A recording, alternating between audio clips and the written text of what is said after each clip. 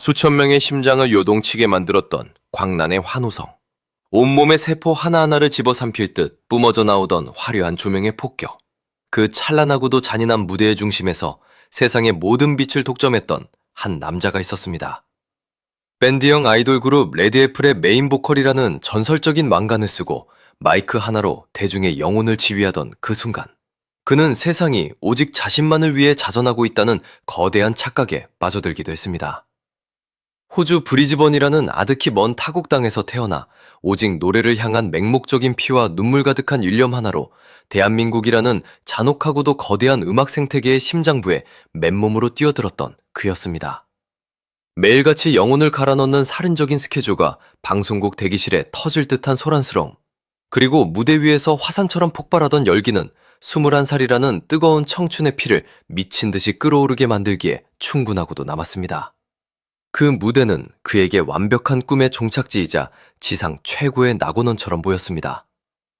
하지만 신이 질투한 것일까요?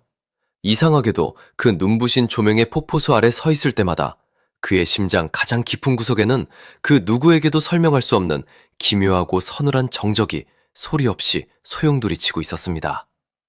공연장을 찢어밟힐 듯한 화려한 드럼비트와 심장을 날카롭게 파고드는 기타 사운드가 거대한 스피커를 통해 터져나와 온 공간을 가득 채우고 있었지만, 어떨 때는 그 압도적인 소리들이 그의 귀에 전혀 닿지 않은 채 아득히 먼 우주의 소음처럼 느껴지기도 했습니다. 광란의 무대가 끝나고 차가운 대기실로 돌아와 땀과 눈물로 범벅이 된 무대 의상을 찢어내듯 벗어던질 때, 거울 속에 비친 자신의 모습은 대중이 열광하는 화려한 아이돌의 껍데기와는 달리 뼈아픈 공허함으로 가득 차 있었습니다. 수만 명의 환호성이라는 거대한 무덤 속에 파묻혀 있으면서도 진짜 나의 영혼이 담긴 목소리는 도대체 지금 어디로 흘러가고 있는 것인가에 대한 처절한 의문이 심장 깊은 곳에서 조용히, 그러나 날카롭게 고개를 들기 시작한 것입니다. 이것은 결코 어떤 유치한 불화나 거창한 갈등의 파편이 아니었습니다. 함께 피와 땀을 흘리며 밤을 지새우던 동료들과의 관계는 언제나 강철처럼 돈독했고, 소속사 역시 장한별이라는 불세출의 가수를 세상에 포효하게 만들기 위해 모든 것을 쏟아붓고 있었습니다. 언론과 대중은 파국에 이른 팀의 내막을 파헤치기 위해 온갖 추잡하고 자극적인 추측의 시선을 보내며 마찰이 있었던 것은 아닐까 끊임없이 흔들어댔지만, 그것은 추악할 루머에 불과했습니다. 그것은 오직 그의 내면에서 해폭발처럼 자라나던 음악을 대하는 순수한 아티스트로서의 근원적인 목소리에 관한 위대한 고뇌였습니다. 정해진 틀이라는 감옥 안에서 기획된 로봇처럼 노래하는 것보다 비록 거칠고 피가 날지언정 다듬어지지 않은 진짜 자신의 온전한 영혼과 감정을 담은 노래를 하고 싶다는 파괴적인 열망이 결국 그의 운명을 뒤흔들기 시작한 것입니다. 마침내 운명의 시간은 찾아왔습니다. 2014년의 어느 잔인하게 시린 늦가을이었습니다. 살을 도려내는 듯한 차가운 칼바람이 낙엽을 무참히 쓸고 가던 그 처절한 계절에, 그는 자신의 청춘을 바쳤던 레드애플이라는 거대한 이름을 단칼에 내려놓기로 결심했습니다. 주변의 모든 이들이 파멸에 가까운 선택이라며 가로막고 울부짖었습니다. 이제 겨우 피눈물을 흘리며 이름을 알리고 독보적인 자리를 잡아가기 시작했는데, 왜 굳이 그 완벽하고 안정적인 울타리를 제 발로 차버리고 지옥 같은 황무지로 걸어가려 하느냐는 절규석기 걱정들이 그를 무겁게 에워쌌습니다. 하지만 그는 직감적으로 알고 있었습니다.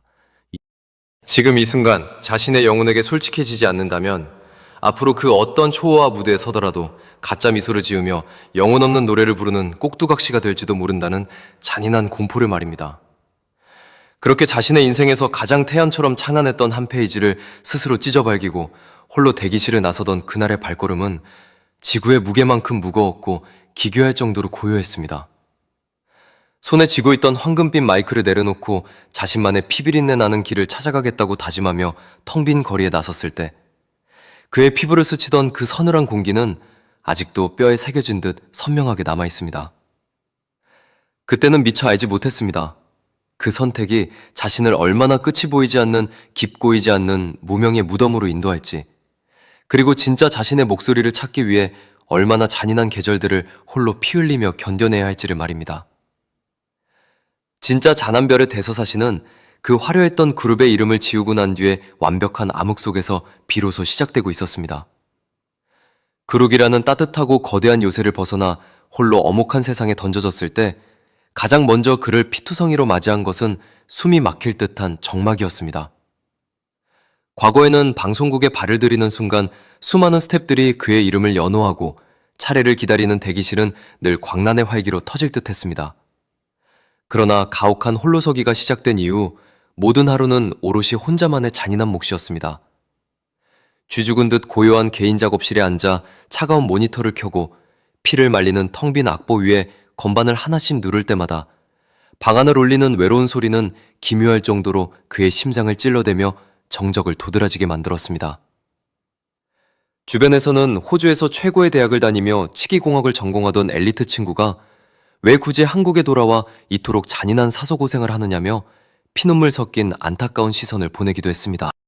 실제로 가문과 인생의 탄탄대로가 보장된 황금빛 미래를 뒤로하고 선택한 음악이었기에 그의 목소리에 실린 책임감의 무게는 지구의 인력보다 무겁게 짓눌러 왔습니다. 많은 사람들이 아이돌 밴드의 메인 보컬이라고 하면 오직 화려한 왕자만을 생각하지만 그 이면에는 영혼을 갉아먹는 치열한 괴리가 존재하고 있었습니다. 실제 연주를 보여주기 불가능에 가까운 척박한 방송 환경 속에서 때로는 악기를 연주하는 신용을 해야 하는 이른바 핸드싱크라는 굴욕적인 현실을 마주할 때마다 그의 심장은 얼음장처럼 차갑게 얼어붙곤 했습니다.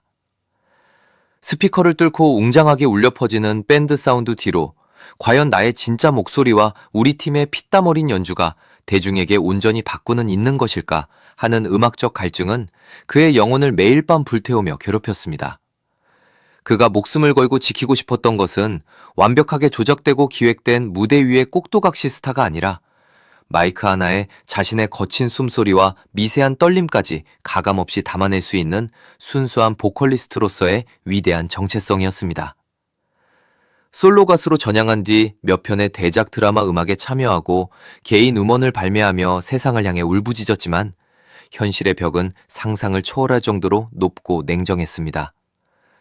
그의 이름 석자 앞에 붙어있던 유명 그룹의 메인 보컬이라는 강력한 방패가 사라지자 대중의 뜨겁던 관심은 싸늘하게 식어갔고 신기루처럼 멀어져 갔습니다. 새로 피를 토하며 만든 음악을 들고 방송 관계자들을 찾아가 무릎을 꿇어도 과거처럼 쉽게 무대에 설 수 있는 기회는 단 한 줌도 주어지지 않았습니다.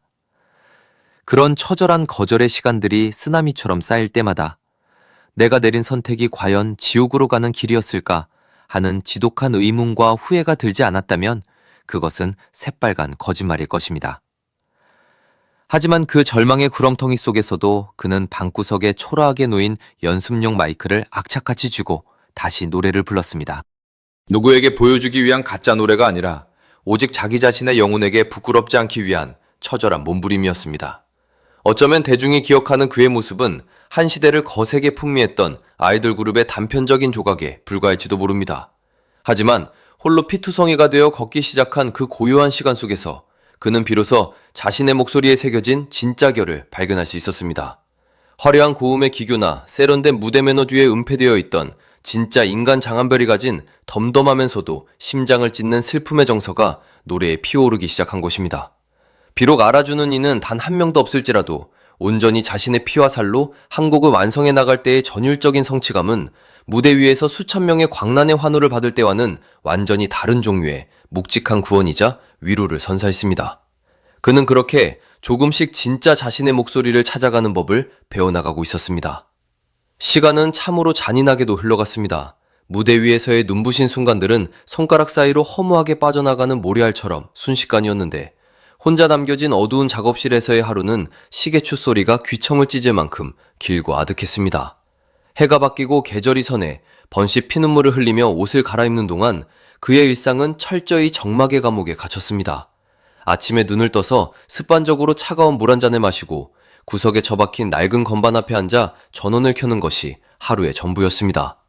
과거처럼 그를 모시기 위해 달려오던 매니저의 차량 경적 소리도 없었고 오늘 해야 할 스케줄이 피를 말릴 정도로 빽빽하게 적힌 일람표도 사라진 지 오래였습니다. 오직 모니터 화면에서 뿜어져 나오는 파란 불빛만이 적막한 방안을 낮게 비추며 그의 고독을 증폭시키고 있었습니다. 대중의 기억 속에서 완벽하게 잊혀간다는 것은 생각보다 아주 구체적이고 잔인한 일상의 풍경으로 찾아왔습니다. 가끔 조심스럽게 길을 걷다 길거리나 카페에서 예전 우리 팀의 노래가 폭발하듯 흘러나올 때가 있었습니다. 그럴 때면 그는 심장이 멈추는 듯한 충격에 발걸음을 멈추고 그 자리에 망부석처럼 서서 노래 소리를 듣곤 했습니다. 노래 속의 자신은 여전히 태양처럼 당차고 우주를 삼킬 듯한 에너지가 넘치는데 길거리 한복판에 초라하게 서 있는 지금의 자신은 그 누구도 알아보지 못하는 평범한 청년에 불과했습니다. 그 극명하고도 가혹한 대비가 주는 묘한 쓸쓸함과 박탈감은 말로 다 표현하기 힘들 만큼 가슴을 짓눌렀습니다. 지인들은 가끔 요즘은 왜 방송에 나와 세상을 뒤흔들지 않느냐며 안부를 물어왔지만 그 순수한 걱정마저도 그에게는 심장을 찌르는 잔인한 비수처럼 느껴지다.